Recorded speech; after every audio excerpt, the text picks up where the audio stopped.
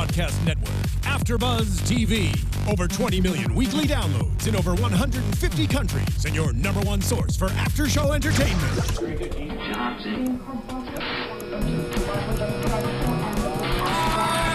AFTERBUZZ TV, the destination for TV superfans. Producing after shows for over 300 of your favorite TV shows, interviewing celebrities and showrunners, and bringing you behind-the-scenes exclusives. All thanks to E! Entertainment's Maria Menounos, producer Kevin Undergaro, and internet leader Akamai. Now, let the buzz begin! Welcome back, Clone Club, to the season finale, season 3 finale. I can't believe it came so soon. It all happened too quickly. 10 episodes is not enough. No. History yet to be written. And across from me, giving it their all with the Clone Club dance, as always, Megan Salinas. Hi, everybody. You can tweet at me at the Menguin. That's TheMenguin. And Anna Koppel. Hey, everybody. Koppel from Air, KOPPELFORMAYOR. I, of course, am Will Link. Of course I am. Who else would I be? And I am so excited to break down the season finale. I'm so sad it's over, but they left us with a lot to talk about. And what I loved about this season finale was, although we do have some big cliffhangers, and we're going to get to the Delphine, the Who Shot Delphine, which is... Hashtag Who Shot Delphine. Okay, this is probably an insensitive comparison to make, given that we don't know whether or not Delphine's alive, but that she's probably dead. It reminds me a little bit of The Simpsons, Who Shot Mr. Burns. Yeah, That's completely insensitive. I'm sorry. I feel so bad. Or the Who Shot JR back from the 80s. It's the new version of that. Who Shot JFK? I feel like that's more Who Shot appropriate. Kennedy and Who Shot Delphine. Maybe it was the same. They shot Delphine from the grassy knoll. Seriousness that we're talking about. But what I actually... She did fall back into the left, I'm just saying. Assassination humor on a new... But here's the other thing that I loved about this finale, that although there were some cliffhangers, it really ended more on an emotional note, and a note about family. And in the last scenes, you have all these different generations of women. First of all, in the very last scene, you have 4 generations. You have Kira and Sarah and Mrs. S and Kendall. Exactly. Yeah. And even in the scene before that, you had Charlotte and Rachel and Susan Duncan. So I thought that was a great way to end the season. Yeah, no, there were a lot of good parallels. A lot of twists. Just did not expect certain groups to come back. And it really threw me for a loop that Rachel wasn't as in control of her getaway as I thought she was initially. So a lot of interesting twists this episode.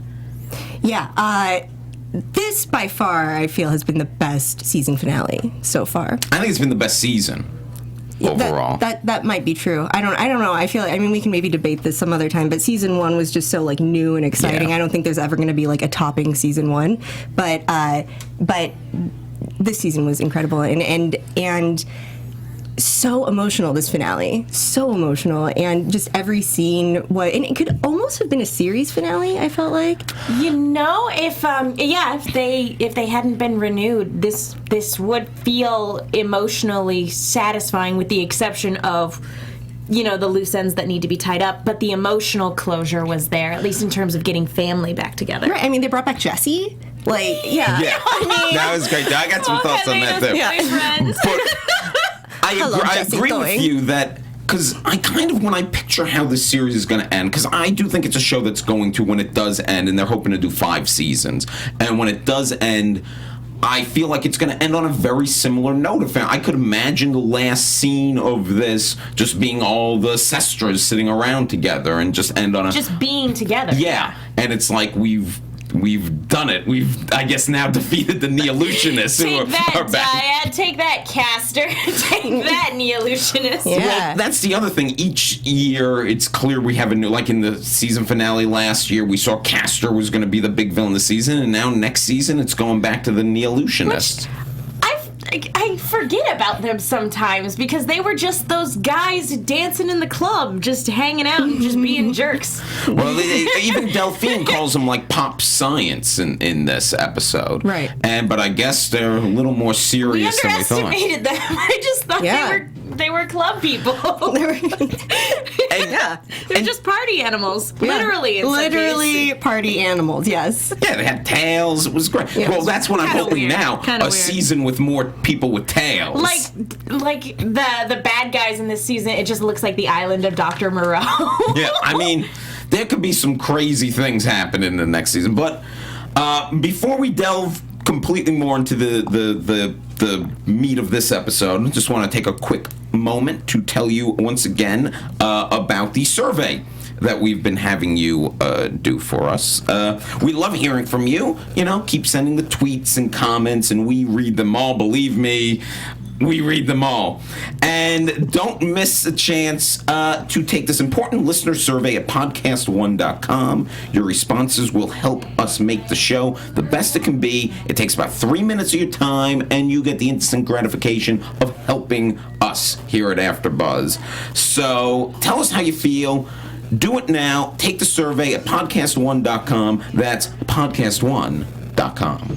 Yeah, we love hearing from you guys on Twitter. For those of you who use the hashtag ABTV Orphan Black, it's always a pleasure. We love getting your guys' feedback on what you think about the show. We do. And I just want to say this about the Clone Club in particular, and we're going to get to some of your tweets later. This season's been such a pleasure just tweeting with the Clone Club and talking. It's such a fun, interactive fan base that I can't, I don't know how it is with the fans on the other shows, but I feel like the Clone Club is easily the happiest, best fans you could have. It's true. I just want to say, I do so love the Clone Club for this reason, because there are things that we miss, that we get wrong, whatever, we can't remember, and the Clone Club is just like, it was this, great, thank you, love it. There are other shows and other fans who really do appreciate the fans. They can be mean. So. They can be very mean. No, these guys are really, really awesome and very, very passionate, and it's just a pleasure to get to talk to them and hear their thoughts on the episode as well, because we pontificate for an hour, so it's nice to hear what they have to say too. Yes, exactly. They're great. And now let's get really into this episode. Sarah and Mrs. S and Felix, they've brought Kendall back, and with the help of Art, who I guess hadn't done anything in a while, so they had to give him something to do. I miss Kevin Hanchard this season. I did too. He wasn't in it nearly enough for me, but it's always good you have that police connection. And they bring Kendall in, and basically Sarah knows that Castor knows she's there. Sarah knows that Topside knows she's there.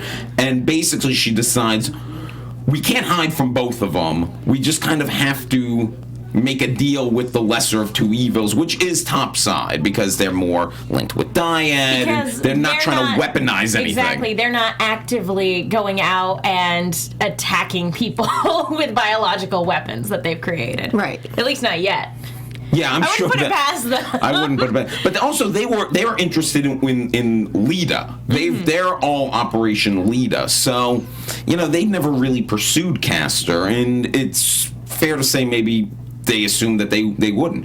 And this produced a great scene where Ferdinand comes in, being all Ferdinand, to Delphine's office, and then Sarah comes out, and he realizes Sarah was Rachel when they had their last encounter, which I love. And I love amazing. How he just seemed so like he wasn't even mad. He was just kind of more just like, good girl. Yeah. Impressed, a little turned on. Yes. Yeah.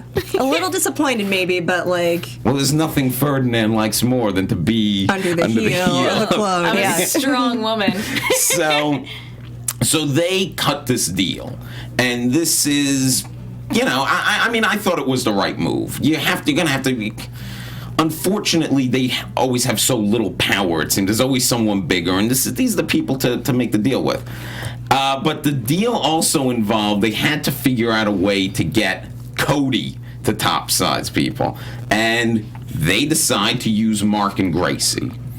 And they go hunt them down to this hotel room. And again, I feel bad for Mark and Gracie. They know they're on borrowed time, and they love each other. They just want to be together. And it's nice to hear, their side of things too. It's just like it is what it is. I'm going to die soon. We just wanted to spend, the little time that I had left together. Yeah. And, it's okay, I can empathize with that a little bit. Yeah, I get that. But I also love this opportunity. We've been, the beginning of the season, we were like, where's Felix in this? What is he doing? And now he's really stepped up. He kicked a door in. Yeah. And even Sarah said that was badass, He's oh my God, it worked. Yeah. It was so great. He impressed himself. It was great. I did it. This is awesome. Yeah. He had his big badass action moment for the episode. It was, yeah. And the joy he took in it himself. But it was him, sort of taking charge and having confidence in himself and I can handle this and trust me to handle this, and he did. And even though it still kind of took him by surprise, it's an evolution for Felix. Yeah. The first half of the season, I felt like Felix wasn't doing enough. I was disappointed. The second half of the season, they've given him a lot more to do. It's still the best. One of the best scenes all season was him talking to Crystal, hitting on Crystal. I mean, that's phenomenal. So great. Yeah, it's nice to see him actually getting out into the field a little bit more, and we get to see his character develop that way. I like it. Now, we had made a lot of predictions that Mark was going to come to their aid and stuff. I actually thought that he might have to sacrifice himself in some way, but he only had to sacrifice his face a little bit. So, by the way, I feel like that was completely unnecessary for him to have to go through that. I feel like he could have just made a phone call to Cody. Instead of FaceTiming? Instead of... Punch face. No, you say no. No. First of all, because Rudy, is that something? Yeah, has that scar on his face, so they needed to cover that part of his face, and they wanted to show Kendall. So that was necessary. The FaceTime was necessary. Here's what I would have done. Okay. Instead of having you punch me in the face, I would say, I'm going to make a phone call, and we'll send a photo of Kendall. No, I think they made the right move. No, I mean, I totally get where you're coming from, but I think we needed the visual as confirmation. And here's the thing, though. They needed the visual for confirmation, but the punching wasn't necessarily the way to go about it. I mean, Felix is an artist. They could have done, makeup to make it look, made it special effects. But they're like, nope, no time for that. We just have to punch you. And then we're even for the whole Dr. Moreau thing. Listen, exactly. That's what it was. They might still have some hostility towards him, some resentment. Yeah, that's kind of fun too. Because it was fun. Actually brought his makeup kit, and then Sarah's like, no, we don't have time for that. It was kind of fun to see her punch him in the face, but at the same time, part of me was like, oh, this poor guy, why is he gonna get punched in the face? I know, poor Mark looks so beaten down lately. And when you beat somebody's face that bad, that hurts your hand. It hurt. The common misconception that television gives us is that when you punch somebody, it only hurts them. No, it hurts your hand, guys, when you punch somebody. Listen to Megan, badass over here. She's like, listen, common misconception. I'm always beating people's faces in. Also, Megan remember knows. To fold your thumb on the outside of your fingers, not like this, because you might break your finger. Remind me never get into a fight with Megan. So much about you right now. It's great. Well, just words of wisdom. Will tried to punch me last night. What? Yeah, he did. I might have. This doesn't surprise me. He did. Did you at least do it properly? I'm sure I did. I'm sure I had the proper form. You don't want to break your thumb. I'm just saying. It was real wobbly. So there are a lot of moving pieces at this point. They got to have. They're getting Mark to impersonate Rudy because they know Rudy's on the hunt, and Rudy's going after their I think she calls it their weakest flank, and it is the one person who they can't really have in this little protective group because she's out on the campaign trail, Allison. Mm-hmm. And at first there are these scenes, she's on her little campaign bus and she's voting and she's meeting with her constituents, and Rudy's there in the background, and I'm like, oh no, do they know? But they know from the start this is what he's going to be doing. They're keeping an eye on him, and they lead him to Helena. And let's talk about Helena in this episode because she had so many great things. First of all, she's given the surprise, a special, kind of a gift almost that they Donnie found him. I know. So first when Donnie was leading her, covering her eyes, whatever, I was like, oh, this is maybe a little inappropriate, no? So I was concerned maybe that I don't know, I didn't know what was happening. It didn't feel totally sexual, but it felt like maybe a little inappropriate that there's like a secret between them. Like, why isn't Allison giving her the surprise if there's a surprise? I don't know, you know? But it was magical. It was magical. And then they were like doing the reveal of Jesse's towing, and I was like, it's not going to be him. It's not going to be him. They found the wrong Jesse, you know? It was amazing. It was amazing. And they had a really nice little moment together in the tow truck. Yeah, they did. That, you know, it was sweet, the two of them together. Although, I have to admit, I mean, Helena's adorable and fun, but, you know, Jesse... I feel like Jesse still doesn't know what he's gotten himself into with He's like, you had me at soap making. Yeah, I mean, it's all about, and she's teaching the kids. I love her story, like teaching the kids karate. Mrs. S is now her mom. Part of what's so endearing about Jesse is that he is a simple fellow. You know, he's kind of like Donnie, and Helena gravitates towards people like that because she is so good with children. And so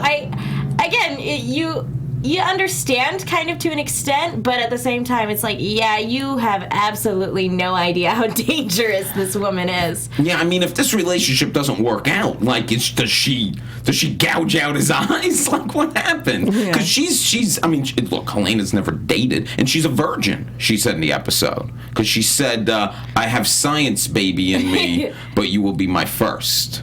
Yeah. And Jesse again has no problem with that. Yeah, I mean, the fact that he's like, you had me at soap making, that's his response. Like, I'm sorry, but my question would be like, okay, that's great, but can you explain science baby to me? Like, what does that mean? What does that mean? In vitro fertilization, it's not exactly a new thing. No, it's not. But like, you would say that. You don't say I have science baby in me. Like, you would. Well, Helena also doesn't. English isn't her first language, so he's probably like, oh, that quirky language. And he's gonna raise this baby with her. I guess that's gonna be the plan. Right. So many spin-offs I would watch. I know. I would watch that sitcom. the Helena and Jesse raising the baby. I would watch that show in a heartbeat. Is it bad that I want like a dream episode where it's still Orphan Black, but it's done in like the sitcom format? They did it with Scrubs once. They did it in like the traditional 3-camera laugh track for an episode. It was like a dream sequence the whole time. I would love to see that with the Hendrixes, but still incorporating all of Clone Club. We're gonna have to write some Orphan Black fanfic clearly here. Yeah, that and Graeme and John read that, and like they take it into consideration like during their off time. So we should do that. Or maybe even like make our own webisodes. Let's write up a pitch, guys. Yeah. At the end, when we're done here. We've got enough time. We've got the almost a year. So, but then they lead Rudy to Helena. Helena gets the call and she has to cut things off with Jesse. Sisters need her. Sisters need her. Although it is like Helena's like the muscle. I guess they're just like, well, we'll send this army assassin to fight this our pregnant. Is a pregnant woman. She's more like Black Ops, you know? Well, he's like, I'm saying, like, he's to like, fight a pregnant woman. Yeah, got it. Yeah, it's just weird that it's like, if they know he's going to be there, why don't they all show up to take him out, you know? But, I mean, still, they did the right thing. They did the right thing, though. Yeah, because they know Helena can't be beat. She could be 9 months pregnant and she would be able to kick his ass. She really could. I loved the way the scene was built up because at first I was really nervous for Allison when we first see her, and then you realize, oh no, they're well aware that this guy is following him, and that's when you're like, okay, they're setting this up. What do they have in store? And then you see Helena with knives duct taped to both of her hands. It was like, oh yeah, no. That man is not leaving that garage alive. Helena's a bad bitch. Like, she really is. Yeah. Duct tapes a knife. I mean, that's serious. And I love that she was like, here, you have the duct tape so that, when I slice your bicep muscles, you won't let go of the knife. You will be sorry. I'm helping you out. Well, it's prison rules also. She said it's prison rules. But the way that scene did went down. Wonderful. It had kind of a tender ending. Like, she's there on the floor with him, and he was raised this way too. I mean, he was basically abused and made into this thing like she molded, was. Yeah. They were both molded into killers. And there is a sad quality to, like, this guy could have been something else. He could have been something better, but he was military. They are brother and sister. Yeah. And that's something that Helena empathizes with. And she definitely, when she killed Parsons, she was very sweet to him right before she kind of ended his life out of mercy. So she's always had that kind of tender side to her. So it doesn't surprise me, but I also like that she didn't necessarily forgive him either. She was like, no. She was still honest with him at the end. She's like, no, you're a monster. Yeah, like, he's for a what rapist. you've done. Yeah. But she does have, like, that sort of, that Very compassionate motherly. side. Yeah, exactly. And she wasn't going to let him die alone. You know, she was going to, like, look into his eyes as he was dying, and she was very sort of, like, tenderly touching his face and everything. It was very sweet and nurturing and whatever. But still honest. Like, no, this is who you are and this is who I am. We're not the same. But there's definitely this acknowledgement of, if it weren't that I found this family, I could be this guy. And I think that's part of it, too, is that she's looking into what she could have been. Yeah. And, it's sad. So that's pretty much the end of Castor, because then we get the setup where Ferdinand... Cody, I don't think he kills Cody. I think he just takes her, captures her, but... It's possible she could still be a player later on, though. But I don't think... I think Castor as an operation is essentially dead at this point. I've thought that before about certain Well, we thought that maybe about Neolutionists. Yeah, we're never going to hear about them again. What happened to that storyline? And look, what are they even doing? Just drinking and dancing? And Mark is still out there. Plotting this whole time. Scheming. There's a Castor clone out there still, so... Yeah, and... Not that he's a bad one, but... We still have to worry about his condition. Like, he's still in town, he's still part of these guys' lives. So, like... And now that they have Castor, the original Castor DNA, you would hope that they'd be able to find a way to fix him. Yeah. Yeah. Well, I hope there is. I hope there is, too. And I'm sure that's something we will see next season. I just really quickly want to say I loved James Frayne, who is British, but I don't think I've ever heard anybody sound more British than when he got into this car with Cody. He's like, I'm Ferdinand. Yeah, like, it was amazing. and the look on his face, he's so like happy. He's like, you must know me. I'm Ferdinand. Here I am. He's great. I never thought I would actually like that character. Like, the moment we were introduced to him as somebody who's trying to kill all of Clone Club, I'm like, oh, I hate this guy. He's a monster. And at the end of this episode, I'm like, I really like this guy. I am Team Ferdinand for sure. I knew I would like, despite he's killed people that we kind of like. They've all killed people. That's true. But I knew I was going to like him from his S&M scene with Rachel. I knew I was going to be a fan of his character. You can tell just that early I on. knew at that point, I'm like, oh, this is the character for me. Now, there was also, while this is all going on, there are some really great moments between Sarah and Kendall and Mrs. S. And before that, when Cosima comes in, and Kendall's being basically a pain in the ass. She is belligerent with some reason, but also she's being a little over the top with it. She's like an adolescent that needs a nap, that like has low blood sugar, that is mad at mom and dad. She was the worst. To be fair, her daughter was threatening to throw her in sulfuric acid. That's true. I would be a little cranky too, but well, I feel like that's an opportunity to be nice and like try to like smooth things over. Maybe if I work with everybody, they won't put me in sulfuric acid. Yeah. But I mean, also a good reason. She killed Mrs. S's husband. Yeah. But Cosima disarms her in a great way, and we've seen Cosima has like, the best bedside manner of any of these clones. Yeah. And of anyone we've seen doing any of the crazy science. Like, she's just immediately, whether it was with Kira last season and in this episode, Kendall, she always does a great job. And by the end, Kendall is helping Cosima. Like, there is something like... Kendall wants to be better than she is. And we also really get that in the heartfelt little story about how she geared Sarah when she heard there was a missing clone out there that Duncan knew about. She geared the clone towards Mrs. S, so that could be a piece of her. As a way to be connected to her daughter, yeah. Which also, I thought it was a little convoluted last episode, and a little almost soap opera-ish, that it's like, it's Mrs. S's mother now. But this cleared all that up, and now when I heard that whole story, I'm like, oh, they did it right, and it makes sense now. It fell perfectly into place. Yeah. It didn't feel forced in any way. Yeah, exactly. And I thought it was great. I thought it was a great scene between the three of them. And then I just loved Kendall, actually, throughout the episode, all her insults, and then her reaction to when Ferdinand's beating the hell out of his man. And she's like, what the hell's going on? Jesus, Mary and Joseph. It's like, oh, suddenly, the woman of God. It's just like, yeah, what is happening? Yeah. Like, this nutty guy starts bashing and things, screaming about Neil. Well, she doesn't know what's happening. I was really worried that Ferdinand was going to turn on them right after getting, what he needed, right after getting a blood sample. I was actually afraid that he was going to either, kill Cody or try to kidnap her or something, because I didn't trust him at this time, because, again, he was the lesser of two evils.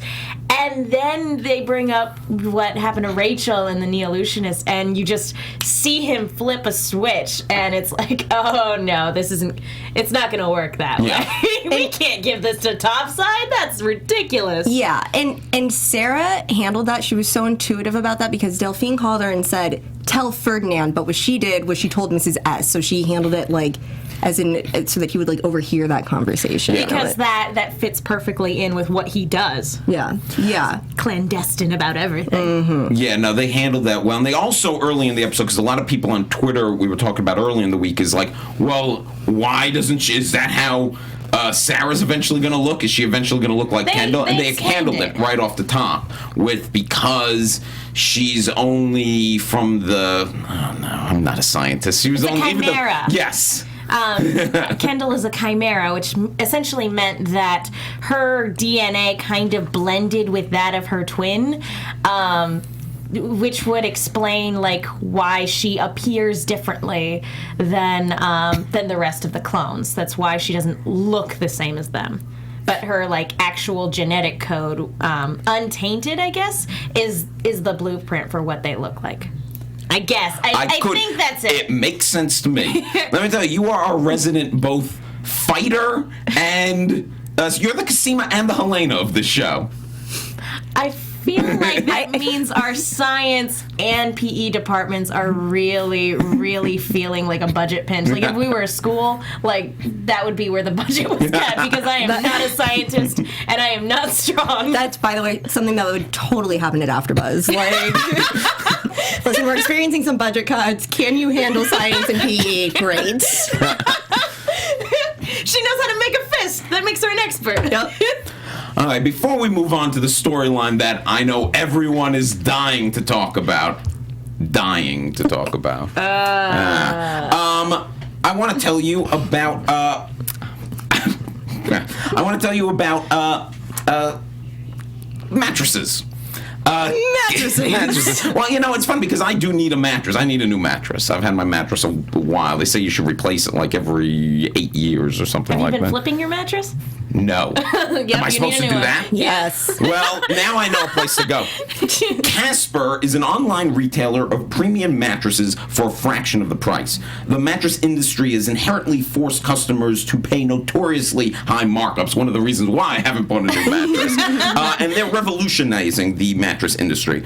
A Casper mattress provides resilience and long-lasting supportive comfort. Casper's mattresses is one of a kind, a new hybrid mattress that combines premium latex foam with memory foam. Hybrid, perfect for the Neolutionists out there. Like a chimera mattress. Yes, exactly.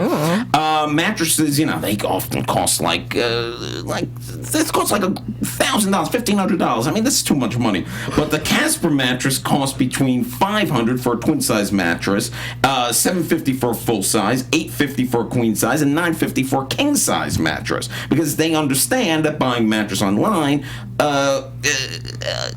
Well, Casper understands that buying a mattress online can have customers wondering how this is possible. Buying a Casper mattress is completely risk-free. Casper offers free delivery and returns within 100-day period. It's that simple. Statistically, lying on a bed for 4 minutes in a showroom has no correlation whether it's the right bed for you. Yeah, I've always wondered, you sleep on the bed there, and you're lying down there. How do you know this is going to be a good mattress? You need to live in that mattress for a while. Yeah, you don't know until you actually go to bed. So Casper is a risk-free experience. Casper understands the importance of truly trying out a mattress in that, in all reality, you spend a third of your life on this mattress, so get a good one. So, make sure it has... me, it's like more like 2/3. It's like just the right sink, just the right bounce. Because of that latex memory foam, you can get a risk-free trial and return policy. Try sleeping on a Casper for 100 days with free delivery and painless returns. Plus, it's a mattress made in America that only costs $500 to $950. We're offering our fans, that's you out there in Clone Club, a special $50 discount if you use our promo code. All you have to do is go to www.casper.com/AFTERBUZZ, and you can get that discount. That's awesome. I know if Matt Lieberman were here, he would say that he actually has slept on these. I think he owns a Casper mattress, Really? as a matter of fact. Yeah, and he loves them. He speaks highly of them all the time. So I wish you were here so he could talk about it more. But he has spoken to me in real life about Casper mattresses, saying that they're wonderful, says lovely things about them. So definitely. So our own resident Matt Lieberman, Our mattress expert. Endorses Casper mattresses.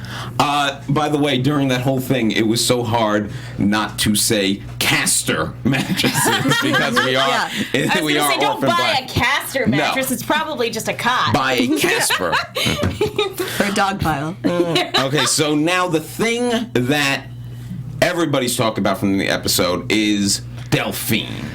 Delphine. I know. Delphine, who I always believed in, who I always knew was good and had the clone's best interest, and now don't you feel guilty for all those negative things you said about Delphine? I have to rewatch all the seasons now, too, and, reevaluate everything. I do. I feel awful. I'm a terrible person. Well, hindsight's 20/20. It's true. Yeah, there's no way of really knowing until you get to the story's end who was trustworthy and who wasn't. Like Paul. Exactly. Paul turned out to be good. And, I mean, again, not to go into predictions quite yet, but there's still a possibility that she's alive. Well, we didn't see her die. Yeah. The thing is, they've been very careful, she was shot. They're very careful not to say, she's dead. Although, if I'm 90% Mr. Burns sure... bounced back, I'm just saying. I'm 90% sure she's dead, but with this show... Look, I was also a cartoon. I'm just saying. I was 90%... This is a show about clones and clone magic. Yeah, Helena was shot at the end of the first season. I thought for sure she was dead. Yeah. I totally thought she was a goner. But I do think Delphine is dead. If I would have bet money, that's what I would bet the money on. I could see them going either way, because this is a world where death does have consequences. Yes. It's not like a Marvel movie where somebody can be brought back. But no, so it would not surprise me if they went that route. But it also wouldn't surprise me if they just wanted to keep her around for a little bit, just maybe kind of tuck her away for most of the season if, her shooting schedule doesn't... Yeah, because I know she's working on a new show. So it would be, I could also see them kind of just putting her in the hospital for a while and then having her come back later. It could be the reveal at the final episode of season 4, Delphine's alive, but now we're getting way ahead of ourselves. Yeah. Well, Delphine's storyline this episode, she was putting a lot of pieces together throughout this episode. First, she's kind of organizing the deal with Topside for Sarah. And she, because she doesn't trust Ferdinand, she arms herself, and this comes in very handy later. Then there was the great scene where she goes down to see Rachel, not realizing it's Crystal, and she's there, and she wants Rachel moved out of there. She wants Rachel in some kind of undisclosed location, she tells Nealon. So she's alone with her. Because Rachel's supposed to be dead at this point. Yes. And she looks down at her nails, and she notices, because, it's the best manicure she ever had. So she's like, this is odd. And then Crystal wakes up which is, and backhands her when she wakes up too. And I am so relieved that Crystal is all right, because I thought it was going to be like maybe she will always be in this vegetative state, or she was just going to be dead. And I'm so glad she's not, because I want more Crystal next season. I was afraid they were going to do away with her. Yeah. Like, I was legitimately afraid that they're like, oh, well, she'll never wake up from this coma. We better pull the plug. And then that would just be their excuse to just kill her and do away with the body and any and all evidence that Rachel ever left. So I was really concerned. Yeah, I was concerned about that too, but I'm also surprised for as sneaky and conniving and brilliant as these people are, that they didn't remove her eye. I'm glad that they didn't. I'm glad, but I was surprised that they didn't. Like, what was that sudden move of laziness? It was so funny when they were taking, because I watched the episode twice, and when they were taking the bandage off the first time I saw it, I felt like it was taking forever, and I was on the inside. And then when I watched the second time, I'm like, oh, it's literally only like 2 seconds before they removed it. But I was so stressed out about Crystal's eye. Yeah. I know we were talking about this last week, but I think we were asking that question, like, why wouldn't they remove her eye? Because that, you dot your I's and you cross your T's when you're working for a clandestine organization, and you always make sure you have everything in order. You cover your bases, and they did not cover their bases. Yeah. I'm not saying that I want Crystal to lose an eye. I certainly don't. Right. But, like, these people have no conscience. Yeah. They are monsters. Yeah. They willingly swallow worms, you know? Now, so gross. yes, which is the next thing. I just want to say, now will you just let Crystal into Clone Club? I kind of wanted Crystal to be there at the end. I kind of thought that she might come in at the end of that scene and be like, oh, we're going to tell you a story now, Crystal. And we wouldn't see it, but like the idea that... I feel like she's earned the truth now. I understand There's wanting no way to kind you of could hide protect it. her, but like, it's too late at this point. You need to be honest with her. Why do weird things keep happening to me? No, especially because Sarah knows that torture too, of not knowing and having it just so close but still out of your reach. So, speaking of weird things, yes, she confronts Nealon, who turns out is a Neolutionist. He's been working with the Neolutionist. Rachel is being held by the Neolutionist. Delphine doesn't realize this at the time, but her mother, Susan Duncan, who is alive, and makes sense, she was a Neolutionist. She worked with Leaky. He was a Neolutionist. She seems to be running the Neolutionist organization here. And then something weird happens. He attacks Delphine, and he tries to spit this worm that he dislodged from his mouth into Delphine's mouth. I don't know what that was going to do. My first thought was like in Star Trek 2, The Wrath of Khan, those things that go in your ear, and then you could control. Like, I thought maybe the worm would somehow like infect her and control her in some way. It took me back to the 90s when I used to read Animorphs. In all honesty. Anybody get that reference here in this panel? No. Okay, moving on. Yeah, we'll go with Star Trek then. Yeah. Mark got it. Thanks, he gets it. Somebody, I'm sure a lot of people out there do get it. I'm sorry that I don't. What was that? What do you think the worm was? Well, I don't know, but here's the thing that was strange about it was that first when he was trying to choke something up, I was like sure that it was cyanide pill. Yeah, that's what I thought too. Like what Duncan did. But if he had it in his body, it couldn't have been deadly, right? Or could it have been? Not necessarily. I mean, he's a Neolutionist, so he could have, done God knows what tampering with his own genetic code to make it so that it didn't have any effect on him. I see what you're going for, though. It's like, would it have been something that killed her, or would it have been something that, kind of went all Star Trek and would have just controlled her, and then they have Delphine under, That's what I'm going with until we find out next season, I guess. Yeah. But, because the Neolutionists clearly have a plan. So he tells Delphine, you're not going to survive the night, which at that moment, I'm like, oh no, she isn't going to survive this night, is she? And Delphine then goes and she goes to Shay, and she kind of apologizes to Shay and says, you should be with Cosima, and Cosima can tell you everything, give her this so he knows. Then she goes to Cosima, and she had a scene that I thought was actually a really emotional, really lovely goodbye, and Cosima Cosima knows. I mean, maybe she doesn't know Delphine's gonna die, but she knows. Like, I think this is the last time I'm seeing Delphine, and it touched me because I love these two together. And she goes back to Dyad, which I did think was a little odd because she knows people are trying to kill her, and there's some people have been tweeting some theories about that. And maybe she had to finish up some payroll. Who knows? You know? Yeah. Like, I better sign those checks before I'm dead, otherwise those people aren't getting paid. Yeah. That's like very respectful to her, the Dyad employees. Yeah. And she gets shot. Now, this is what everyone now, all the Clone Club and the Twitter sphere has been going nuts about. I've been in many conversations with this. I'm just going to say my theory first.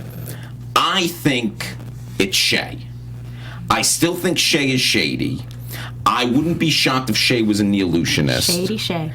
And, I think that Delphine has the line, she goes, what will happen to her? Which to me is a line about Cosima. It's about what's going to happen to Cosima. So the killer knows Cosima. It has to be somebody that they know, both mutually knows both of them, yeah. And I think, there's been a lot made of the look on Delphine's face, because she doesn't seem all that shocked. And I don't think she'd be shocked if it was Shay, because I think she's, we're only an episode away from her thinking Shay was definitely bad. So I could see it's being like, I knew it. And I also think there's something tragic about, kind of wonderfully tragic in the storytelling, that Delphine would put the person who kills her now tells this person, oh yeah, it's okay if you date my ex. And also having given Cosima permission to tell her everything. If it is Shay, the one, that killed her, then that means that Shay will soon have access to all of the information that maybe she was always kind of fishing for. So, now, do you guys have some theories? It's hard to say. I love murder mysteries, so I'm really sad about Delphine. I'm really broken up about it, but at the same time, I'm kind of like, there's a mystery afoot. Yeah. So I like your theory a lot. But this is also a show that likes to throw us curveballs without necessarily setting it up prior, or not necessarily giving us the pieces to predict what's going to happen. So I could definitely see it being Shay, but I could also see it being something we can't predict. And right now I'm either like, well, it's either Shay or some other party that we don't necessarily fully know about yet. Basically, you don't know. I don't know. It's Shay or it's something else. Everybody else. I love murder mysteries, but I'm beans at figuring them out. I really suck at it. I feel you. I enjoy them too.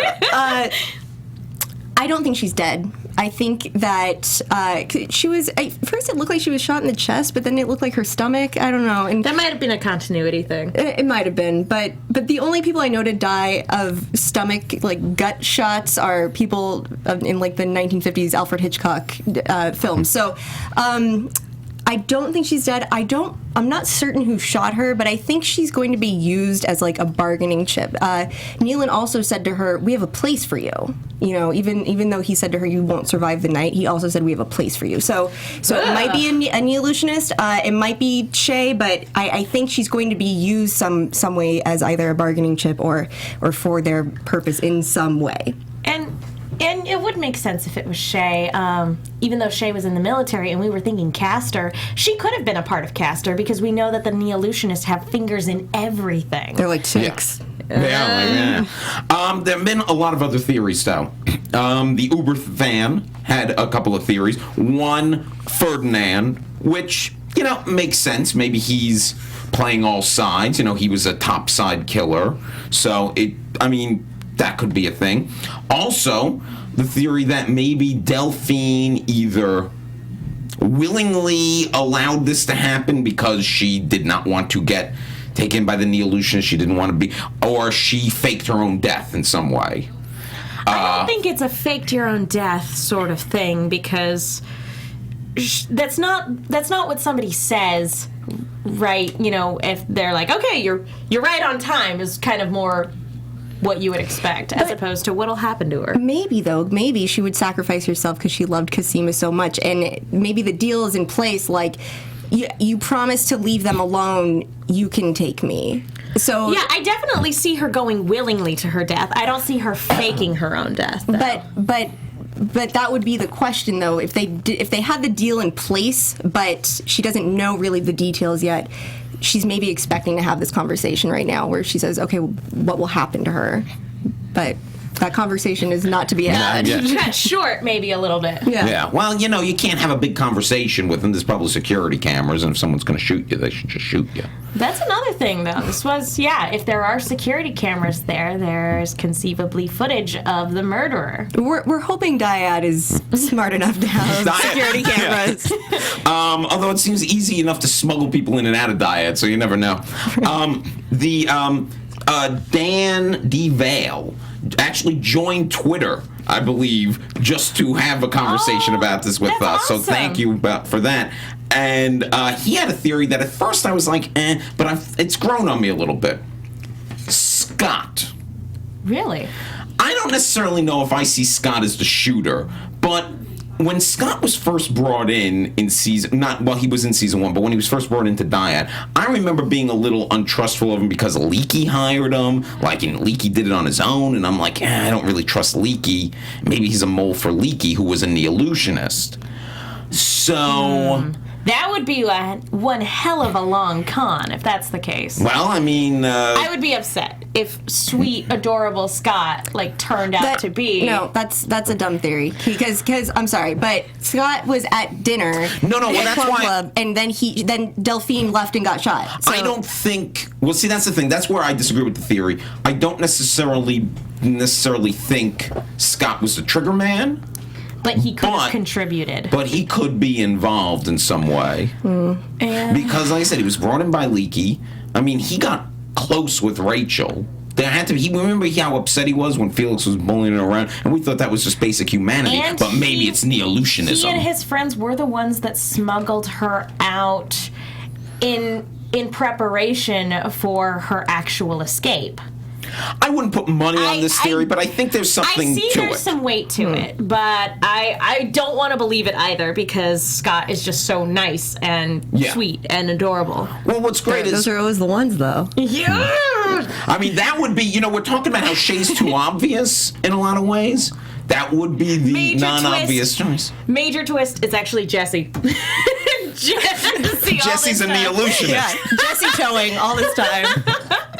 Or maybe it was a Prolethean. I don't know. That's another group that has kind of gone back to the back burner, and they'll come back later. Mark my words. I am sure... Mark my words. Oh, dang it. I am sure that now that neo-illusionists are going to... Because there was always this kind of cool idea of almost like a war between neo-illusionists and Proletheans, and I want that war. And I like the Proletheans as villains, too. And, but maybe they take care of the neo-illusionist threat next season, and the final season will be all Prolethean. I don't know. I mean, there's so much, so much is going on here, and we have till April to talk about this now. I know. This is insanity. I do want to read one comment off of Twitter. Lee Atkin on Twitter. We do forget about the neo-illusionists, but Kaiser Soze said the greatest trick the devil ever pulled was convincing the world he didn't exist. There you go. Just all those club people. Before we get into, I guess what we think might be happening next season, just a few other things. That dinner table scene. So good. Allison really knows how to give a great speech about family. Mm-hmm. Am I right? And she's terrific. And she won the election. Yes. Well, we knew Marcy didn't stand a chance. 56 votes. And it looks like Donnie has a new career in waiter service. I don't know. He was great. Maybe that's the next step. They opened up a restaurant, and Helena could make babka, which nobody knew what babka was, which surprised me. Yeah, I love that. I love it. Everybody save room for ethnic cake. It was great. It was so cute. Amazing. I guess maybe in Canada they don't eat a lot of babka, but I'm familiar with babka. So. Never tried it. Is it good? It's good. There was they talked about it on Seinfeld a lot too. Babka. You got to get the chocolate babka, the cinnamon babka. Oh, that sounds great. I could go for some of that. Maybe after this, we'll all go out for that. Also, Rachel has a new eye. Yes. Neo-Lucianist eye. Yeah, we all recognize that right away, right? I mean, Yeah. Does that mean that Charlotte's mother's dead? Like, Yeah. is she dead? What does this mean for Marion? somebody tweeted that. I was just looking at that. I don't know if I did. I mean, look, here's the thing. This is another thought. Either Marion is in on it and is also a neo-Lucianist, and maybe she's the trigger woman. I mean, she did kind of steer them in the direction of Castor this past season. Or Marion's dead. It's one or the other. Yeah, Dan DeVale said Marion's probably dead, and that makes a lot of sense since Charlotte said, "You're my new mom." Yeah, and I think he's right. I think Marion's probably dead.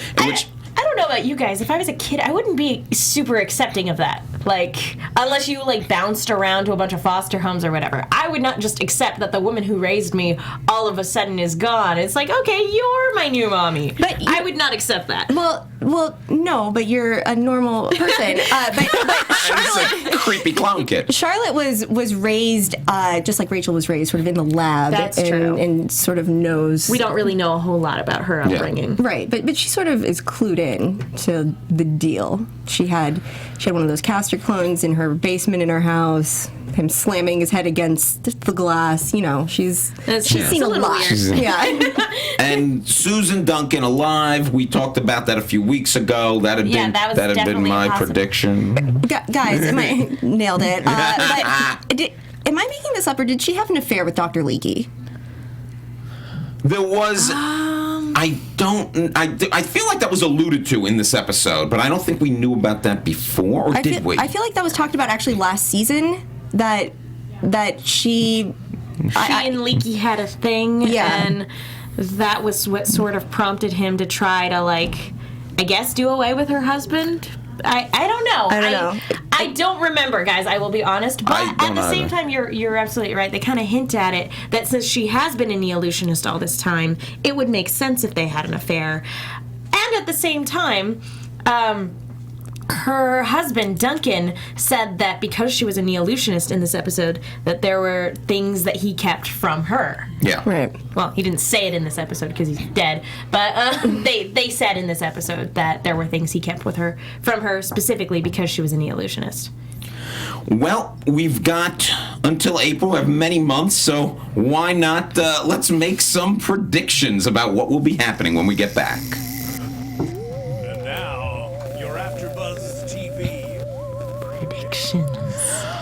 I mean, some of the things that I'm thinking also is maybe stuff we want to see next season as well. Megan, would you like to start? I think we're gonna get the cure finally. Like now that they have the originals for both Castor and Lita, I think they're going to have a cure. They're going to, maybe not right away, but they are going to be able to siphon out a cure so that none of our ladies have to worry about dying and that they'll be able to save Mark as well. I'm going to jump on your theory about it being Shay. Okay. I think that would make sense given what we have set up, but also kind of expecting them to pull the rug out from under me again. So either way. I do think that the Proletheans, I know that the Neo-Lucianists are our main threat right now, but I do think the Proletheans are going to come back. I know this is a pattern that they've done. Villains go to the back burner, and then they come back with a vengeance. They bide their time. Exactly. Yeah. I feel like I've spit a lot of this out like, throughout the episode, but, again, I think Delphine is alive and going to be used by some group or another. I think Mark's going to make it. I think he's going to be fine. Have we seen him start glitching yet, even? No, we saw Rudy glitching at the beginning of this episode. Right. Well, even last episode. Yeah. So I think Mark's either immune or they'll figure out a cure and he'll be cool. I think we're going to keep Mark around. And I hope we do. It would be nice to still have a male clone here in Clone Club. Yeah.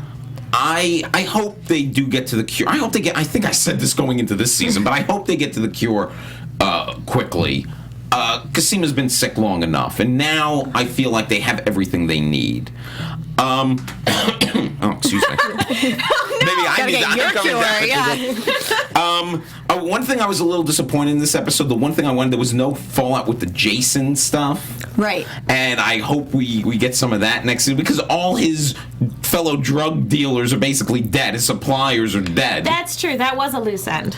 Also, I guess I was wrong about Cal, but he did seem to abandon her in ice. I mean, I don't know. Why is Kira by herself in the snow? I mean, the thing is, some of these things come down to he was probably shooting Game of Thrones. Yeah. That's what's...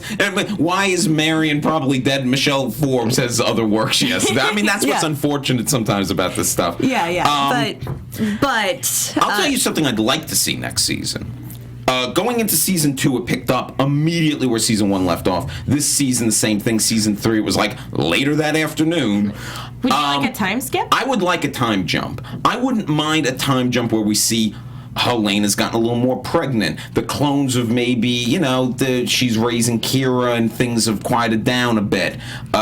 Maybe even Casima's like dating Shay and things are going well and she's feeling healthier. Like, I wouldn't mind a little bit of a time jump. And then also maybe Rachel is back to full Rachel mode. I don't know. Sometimes with time jumps I'm not big on. But robot eye. Yeah. I feel like this, especially where it left off, where they went to Iceland at the end of the episode, I feel like it's not going to pick up like the next day. So I wouldn't mind there being a time jump. We got some frequent flyer miles collecting over the season. We're in England, we're in Iceland. Like, I feel like there's going to be a lot more like kid focus next season. Yeah, because Kira, for her own safety, went away for a little bit, and a time jump would actually make sense because the actress is getting older, so it would make sense. Yeah, and I think there is going to be more of a kid focus because I think Charlotte's probably going to be if Rachel always wanted to be a mother, right? And now if she's going to be raising Charlotte, that's she going to be. Almost got her hands on Kira. Now that I remember, it's like, ugh. Yeah. So that's something I'd like to see, and I think we will see a lot more people with tails and other crazy things. Which, again, it makes perfect sense because the book, The Island of Dr. Moreau, it fits. It's perfect. Great foreshadowing. So I guess that's it for the season. I know. It was a great season, guys. It was so good. Yeah. Please, we're around all year, so tweet at us. We'll miss you. Yeah. We'll think of you. Still feel free to use the hashtag. I check it pretty frequently. I check it every week. So yeah, let's keep the discussion going to get us through the next 10 months. I'm already sad, yeah. I know. I'm so sad. I want to know. I'm going to be rewatching all the seasons to reevaluate Delphine and stuff. So if anybody pitch us wants your to ideas for our fan fiction. sitcom. Yeah. Our upcoming fanfic sitcom. Megan, where can everybody find you?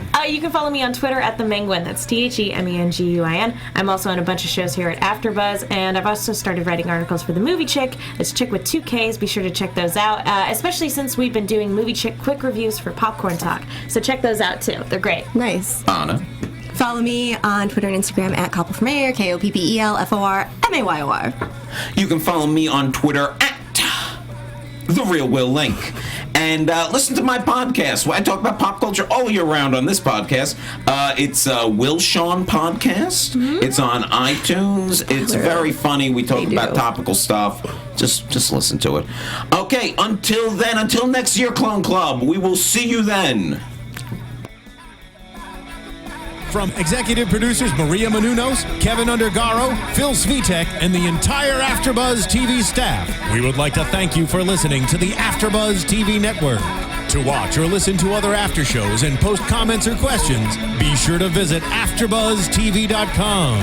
I'm Sir Richard Wentworth, and this has been a presentation of AfterBuzz TV. Clone you later.